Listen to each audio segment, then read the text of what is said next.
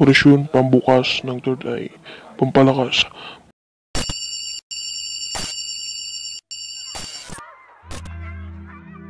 Maligayang araw, maligayang gabi sa inyong lahat. Ito po sa Maestro M na Karunungan ng Diyos.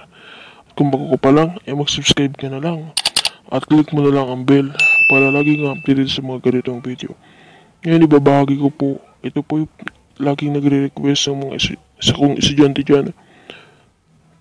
Ngayon nagre-request po siya na, ang nire-request po niya na lagi na hindi ko alam kung nakailang request na po siya.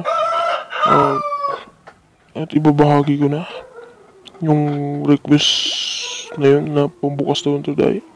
So ito na, ibabahagi ko na ang orasyon pambukas ng third eye. Ito po ay nire-request lagi ni Jerome Bilbao ba?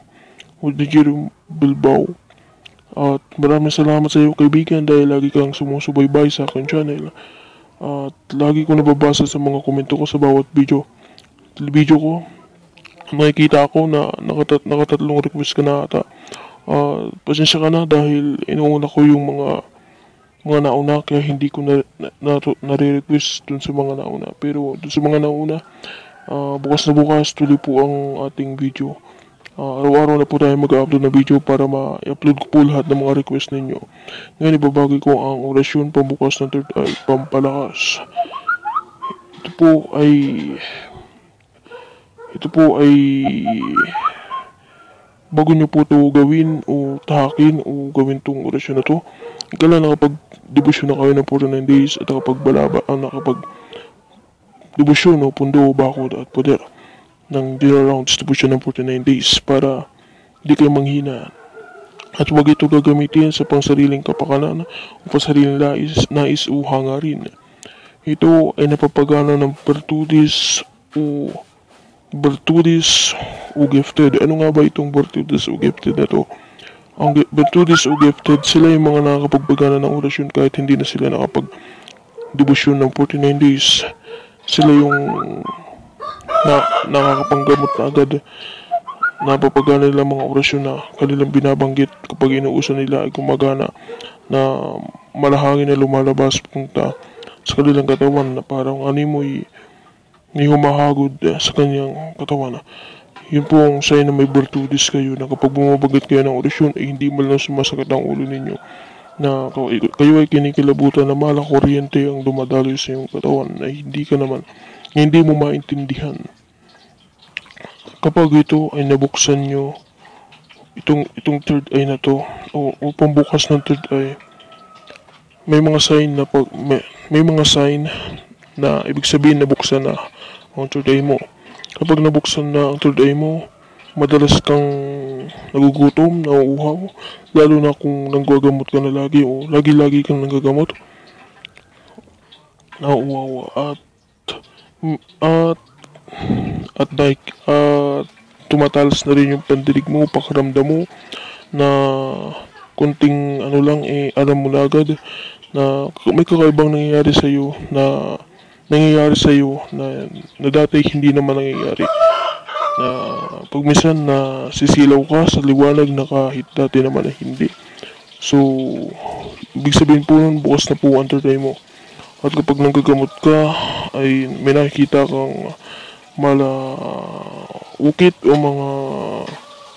mga liwanag na kayo ang makakadiskubre nun, na makikita nyo na mga espiritu kapag kayo ay nanggagamot na. Nakikita nyo rin kung ano ang mga taglay nila. Kapag tinitingnan nyo sila ang pasyente nyo, nalalaman nyo agad kung anong sakit nila o sino ang gumagambala sa kanila. Yan po mga sign na bukas na po ang third eye nyo. At para hindi po kayo manghina, magutom o mauhaw, ayaw nyong maranasan, ay kailangan po doble ang kayod ninyo. Doble po, kailangan lagi po kayo nag-round distribution, nagbabalabal, nagpupundo, nagbabakod lagi, at nagpupuder ng mga kahit anong puder. Mas maganda madami para mas lalo po kayo lumakas. Dahil kung hindi, ito po ay sa oras na po na gumana na po ang third eye nyo, ay malaki na po ang responsibilidad niya dito. Hindi nyo na po ito matatakasan. Hindi nyo na po ito mababago. Sa oras na po na ginamit nyo na yung orasyon na yan, ay malaki na po ang responsibilidad ninyo. Kailangan nyo na po lagi magpuder, magbakod. At sa mga nangangailangan, kailangan nyo na po silang tulungan. Kailangan nyo na silang gamutin. Kaya lagi po kayo mag-turn around sa devotion para lagi po kayo lumakas ang iyong mga pandama para malaman yung mga sakit ng mga inyong pasyente. At ngayon ituturo ko na orasyon pambukas ng third eye, pampalakas po ito. Una po, magdasal po kayo ng isang Ama Namin, isang Aba Ginoong Maria at isang luwalhati. Ama namin, the Lord's Prayer. Ama namin, sumasalangit ka, sambahin ang pangalan mo, napasa amin ang kaharian mo, sundin ang loob mo dito sa lupa para na sa langit. Bigyan mo kami ngayon ng aming kakainin sa araw-araw, at patawarin mo kami sa aming mga sala, para napupatawa namin sa nagkakasalanan sa amin, at huwag mo kami pentulod sa tuso, at iadya mo kami sa lahat ng masama, sapagkat sa'yo nagmula ang kaharian, ang kapangyarihan at ang kamulatian magpasawalang hanggan. Amen. Baginoong Maria, Gloria Patri.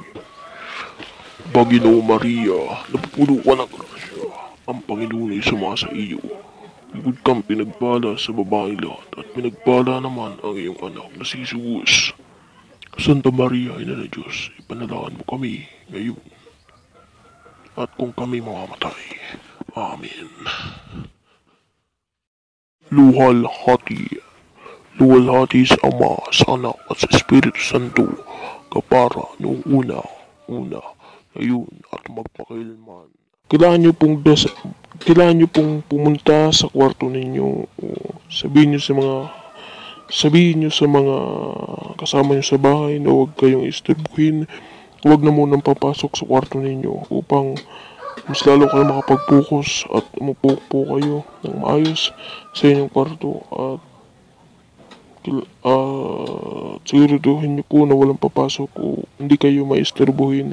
Kahit po simpleng tanong lang po ay huwag nyo po sasagutin dahil maiba po, hindi po magiging maganda ang resulta.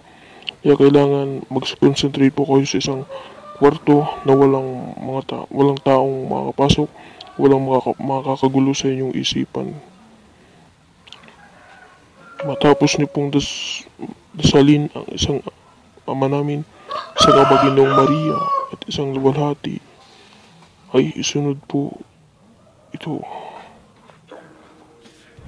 Matapos dasalin ay maghanda po kayo ng isang basong tubig at usalin po ang orasyon na ito ng 3 beses at ibulong din po ito, orasyon na ito, ng 3 beses sa tubig. Pakrus po. Ibubulong niyo po ng 3 beses pakrus. Narito ang orasyon. Susisim, suwasium, suusim, susisim, suwasium, suusim, susisim, suwasium, suusim. Tapos gawin ang proseso ay inumin niyo po kalahating laman ng tubig na inyong inihanda o kalahating basong tubig, inumin nyo po yun.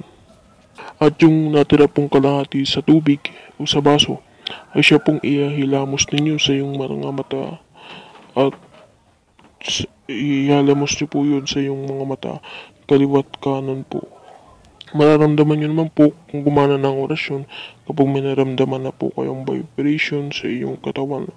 Kayo na po makakaramdam niyan at hindi po ako. Basta po vibration yung mararamdaman ninyo kapag gumana na po ang third eye, kung bumukas na po ang third eye ninyo. Basta sundin nyo lang po ang instruction. Ito po si Maestro M, nagkaroon ng Diyos. Magandang gabi, magandang hapon sa inyong lahat. Magandang araw, magandang gabi sa inyong lahat.